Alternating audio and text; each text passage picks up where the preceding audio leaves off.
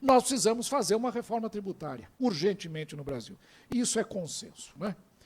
Nós temos 3 caminhos básicos. O primeiro deles é fazer isso que nós estamos fazendo até hoje. E que o governo vem fazendo.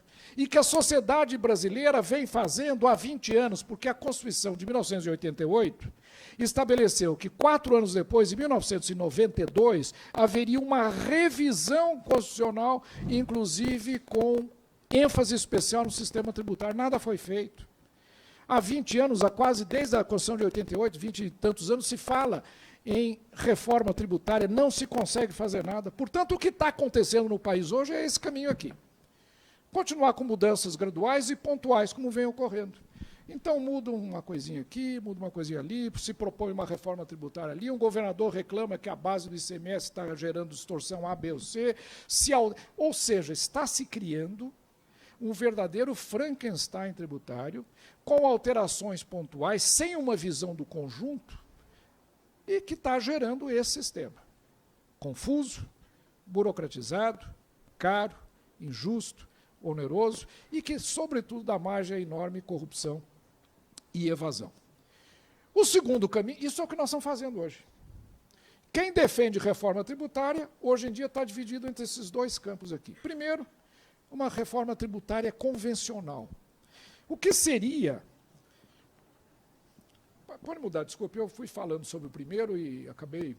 Então, basicamente, a primeira são essas, né? Mudanças na forma de tributação, alterações pontuais, sem que, efetivamente, se tenha uma visão do conjunto e isso contribui, como eu falei. Eu, aliás, vou deixar a apresentação aí, depois, se quiser distribuir, o maior prazer para todos, viu? Com a parte numérica, tudo, se quiser depois distribuir para os alunos, isso é um prazer. Bom... a próxima, por favor, professor. As consequências de nós mantermos esse sistema que nós temos hoje, com alterações pontuais, são essas aí que eu já mencionei, né? As empresas no Brasil, olha, não é nem 2.200 horas, 2.600 horas, viu? Me enganei. Olha aqui, o México com 333 horas. Os Estados Unidos, 175 horas, para uma empresa atender a todas as exigências que o fisco faz. Nós gastamos 2.600. E isso está no preço do produto, viu? Isso a gente paga. Não pensa que é o empresário que paga, não. Isso custa muito e aí vai no preço das mercadorias e, consequentemente, a sociedade como um todo vai pagando. Bom, o segundo modelo que eu queria discutir com vocês é o modelo convencional, né? O que é esse modelo convencional? Eu vou descrever para vocês, de maneira assim bem simples, para vocês entenderem.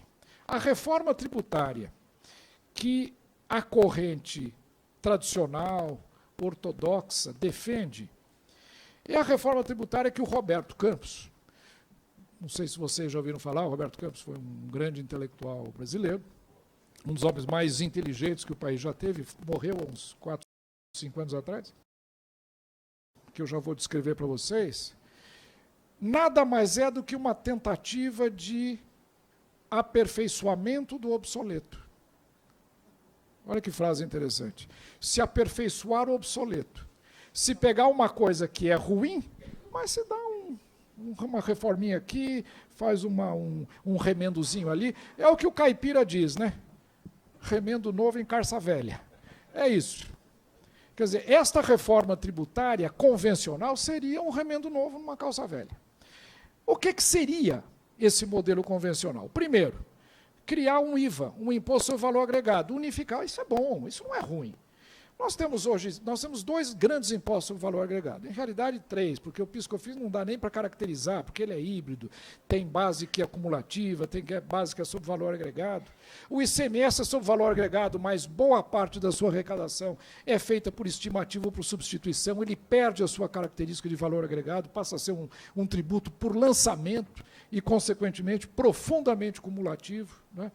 O IPI, teoricamente, mas existem todo tipo de restrição, se você vai calcular o valor agregado em cima de crédito físico, ou em cima de crédito financeiro, que é um outro... Enfim, é um sistema muito complexo, mas agregar todos eles num tributo simplificado, único, com poucas alíquotas, é um caminho correto. Eu não tenho dúvida disso. Melhora. mas não deixa de ser um remendo novo em calça velha. Melhor, mas é um remendo. Não é uma reforma do sistema, não é uma alteração profunda. O IVA reuniria basicamente esses tributos todos, ele simplifica a rotina de empresa, gera economia operacional e administrativa, mas ele tem esses pontos negativos, esta filosofia, essa visão de reforma tributária. Primeiro, que é mais do mesmo, ainda que um pouco melhor, mas é mais do que nós temos. É melhorar o que já existe hoje, se é possível. Segundo, na medida em que se reúne todos os impostos sobre valor agregado num só, a arrecadação que esse tributo precisa produzir para manter neutralidade do ponto de vista de receita do governo vai exigir uma alíquota que eu estimei em torno de 30%. Ou seja, se unificar todos esses tributos e se criar um IVA nacional, os moldes, por exemplo, que a Europa tem, para se gerar a mesma arrecadação que todo o ICMS, todo o PIS, todo o COFINS e todo o IPI gera, a alíquota desse novo tributo teria que ser em torno de 33%. Se a sonegação já é brutal com 17%, 18%, às vezes menos, imagine o que não vai ser com 30%, com 35%. Imagine qual não vai ser o estímulo para mais planejamento tributário, para mais formas de se sonegar, para mais maneiras de se buscar, de alguma maneira, privilégios, seja através de favores, de corrupção, de compra, enfim. Então, é uma desvantagem. A base é restrita para a alíquota, para a arrecadação necessária, consequentemente, a alíquota teria que ser muito alta. Não é? E mantém a complexidade de um sistema declaratório. A vantagem de um tributo sobre movimentação financeira é que não é declaratório. Vocês se lembram da CPMF? Os mais velhos, o CPMF já não existe desde 2007, né? São 8 anos já, né? Então, até 8 anos atrás, quem viveu a CPMF se lembra. CPMF é um imposto que é arrecadado sem que você tenha que fazer uma única declaração, você tenha que fazer preencher um único documento, nada.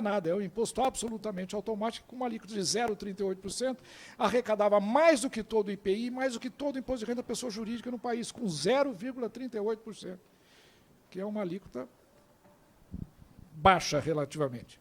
Bom, enfim. Então, o modelo convencional, ele incomoda menos, ele melhora, mas, como diz Roberto Campos, naquele artigo Como Sair do Manicômio Tributário Fiscal, é um esforço de aperfeiçoamento do obsoleto e avança alguma coisa, mas eu não acredito que seja a reforma tributária, primeiro, que nós precisamos, e segundo, que nós podemos fazer.